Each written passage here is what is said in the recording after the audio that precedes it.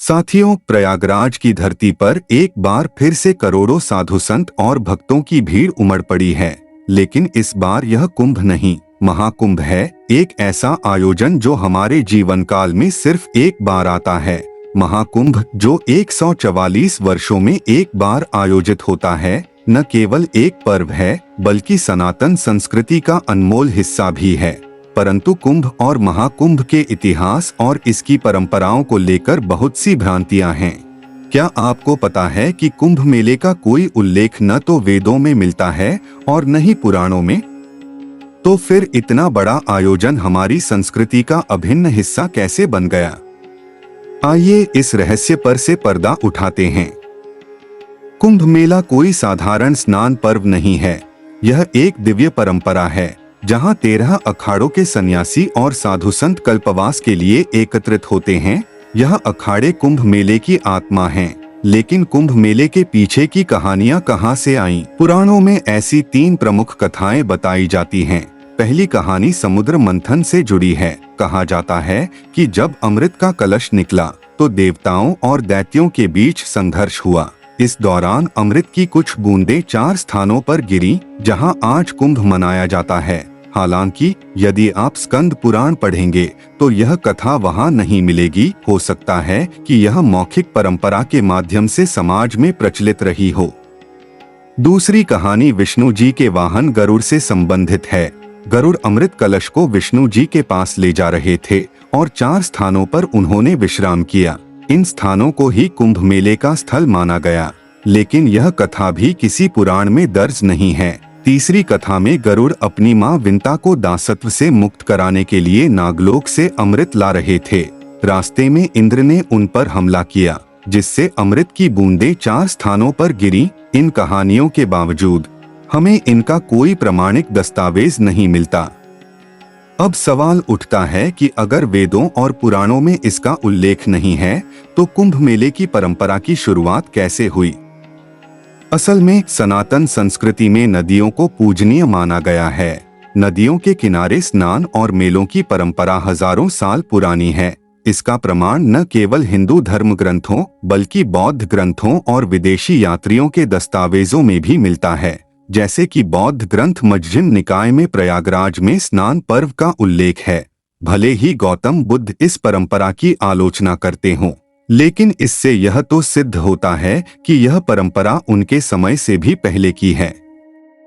7वीं सदी के चीनी यात्री ह्वेनसांग ने भी अपनी पुस्तक में प्रयागराज में नदियों के किनारे होने वाले उत्सवों का उल्लेख किया है। वह लिखते हैं कि राजा हर्षवर्धन के शासनकाल में हर 5 साल पर एक बड़ा उत्सव होता था, जिसमें ब्राह्मण और बौद्ध दोनों भाग लेते थे। इस उत्सव में धार्मिक चर्चाएं, व्याख्यान और दान का आयोजन होता था। प्रयागराज में स्नान पर्व की परंपरा की शुरुआत का जिक्र गुप्त काल में मिलता है, लेकिन कुंभ मेला शब्द की शुरुआत कहां से हुई, यह सवाल अब भी विचारणीय है। इतिहास के पन्नों को पलटें तो सबसे पहले मुगलकालीन दस्तावेजों में कुंभ मेले का जिक्र मिलता है। अबुल फजल की किताब आईने अकबरी में लिखा गया कि हिंदू धर्म में प्रयागराज को तीर्थों का राजा माना जाता है। यहाँ हजारों लोग 1 महीने तक स्नान और उत्सव मनाने के लिए एकत्र होते हैं। हालांकि इस किताब में भी कुंभ शब्द का उल्लेख नहीं मिलता। मुगल बादशाह अकबर ने प्रयागराज के संगम के पास किला बनवाया और नागा साधुओं के साथ समझौता किया, जिससे वे स्नान कर सकें। 16वीं शताब्दी में तबकाते अकबरी नामक पुस्तक में भी माघ माह के मेले का विवरण दिया गया, लेकिन कुंभ मेला का स्पष्ट उल्लेख अभी भी नहीं था। असली सबूत 17वीं शताब्दी की 2 किताबों खुलासतुत तवारीख और चहार गुलशन में मिलता है, जहां हरिद्वार के कुंभ पर्व का उल्लेख किया गया। इन किताबों में बताया गया कि जब बृहस्पति कुंभ राशि में और सूर्य मेष राशि में प्रवेश करते हैं, तब 12 वर्षों के अंतराल पर हरिद्वार में कुंभ मनाया जाता है।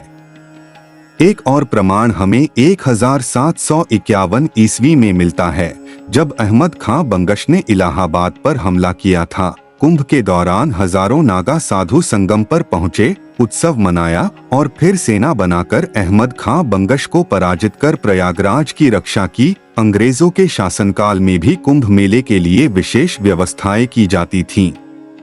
हालांकि पुराणों में कुंभ मेला शब्द नहीं मिलता, लेकिन खगोलीय योगों का वर्णन मिलता है जिन पर मेले आयोजित होते थे। पद्म पुराण और शिव पुराण जैसे ग्रंथों में इन योगों का उल्लेख है। खगोलीय घटनाओं और राशियों के संयोग के आधार पर यह तय किया जाता है कि कुंभ का आयोजन कहाँ होगा। जब बृहस्पति कुंभ राशि में और सूर्य मेष राशि में होते हैं, तब हरिद्वार में कुंभ मनाया जाता है। जब बृहस्पति मेष राशि में और सूर्य व चंद्रमा मकर राशि में होते हैं, तब प्रयागराज में। इसी तरह नासिक और उज्जैन में भी खगोलीय संयोग के अनुसार कुंभ पर्व आयोजित होता है। यह पर्व सिर्फ स्नान तक सीमित नहीं है।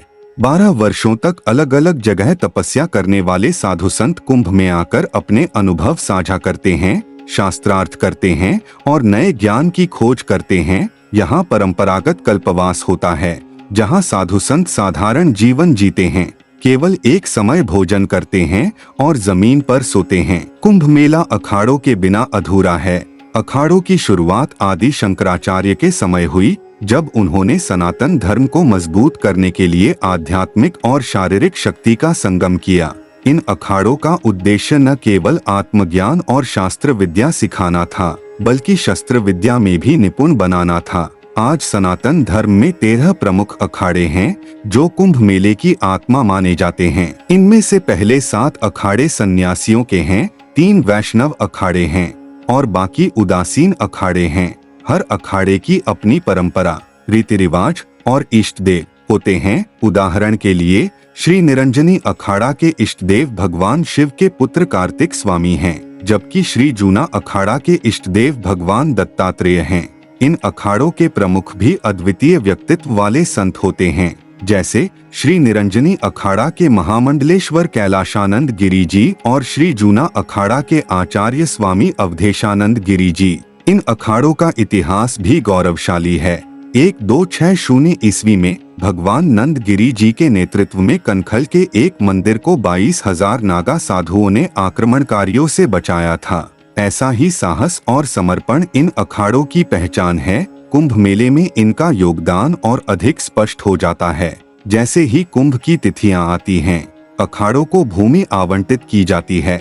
वहां भूमि पूजन के बाद शिविरों का निर्माण होता है।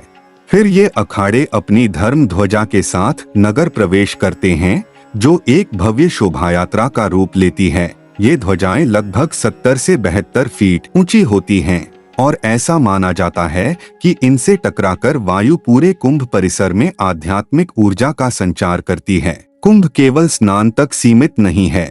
यहाँ अखाड़ों के शिविरों में निःशुल्क भोजन, रहने की व्यवस्था और ज्ञान विज्ञान का संवाद होता है। शास्त्रार्थ, योग शिक्षा, प्रवचन और कई अन्य गतिविधियों से ज्ञान का संवर्धन होता है। यह परंपरा प्राचीन काल से चली आ रही है, जब राजा स्वयं शास्त्रार्थ आयोजित करते थे और विद्वानों को सम्मानित करते थे। कुंभ में शाही स्नान, जिसे राजयोगी स्नान भी कहते हैं, इसका मुख्य आकर्षण होता है। इस बार कुंभ के 3 शाही स्नान हैं। 13 जनवरी को पौष पूर्णिमा, 12 फरवरी को माघ पूर्णिमा और 26 फरवरी को महाशिवरात्रि। इसके साथ कुंभ में अनेक साधु संतों को दीक्षा दी जाती है। हजारों लोग यहीं संन्यास धारण कर आध्यात्मिक जीवन की शुरुआत करते हैं। गौतम बुद्ध ने कहा था कि केवल स्नान करने भर से पाप नहीं धुलते। मन और हृदय की शुद्धता, कर्मों में पवित्रता और अपने धर्म पर दृढ़ विश्वास ही सच्चा मोक्ष का मार्ग है। कुंभ का वातावरण इसी आस्था को मजबूत करता है। जब आप संतों के सानिध्य में आते हैं, तो अपने जीवन के पथ पर और अधिक दृढ़ता से आगे बढ़ने की प्रेरणा मिलती है। इस वीडियो के माध्यम से मेरा उद्देश्य था कि कुंभ और अखाड़ों के सही इतिहास और महत्व को आपके सामने रख सकूं। यदि यह जानकारी आपको रोचक लगी हो, तो इसे अपने मित्रों और परिवार के साथ साझा करें। आपके विचारों का स्वागत है और यदि आप इस विषय पर कुछ और जानते हैं, तो कृपया कमेंट में बताएं। हमारी कोशिश है कि सनातन धर्म की प्रामाणिक जानकारी बिना किसी भ्रामक तत्व के हर किसी तक पहुंचे। इस प्रयास में आप हमारे साथ जुड़ सकते हैं। मैं आपको आश्वस्त करता हूं कि यह यात्रा न केवल ज्ञानवर्धक होगी, बल्कि आपकी आध्यात्मिक यात्रा को भी नई दिशा देगी। अगले वीडियो में फिर मिलेंगे, तब तक के लिए जय श्री राम।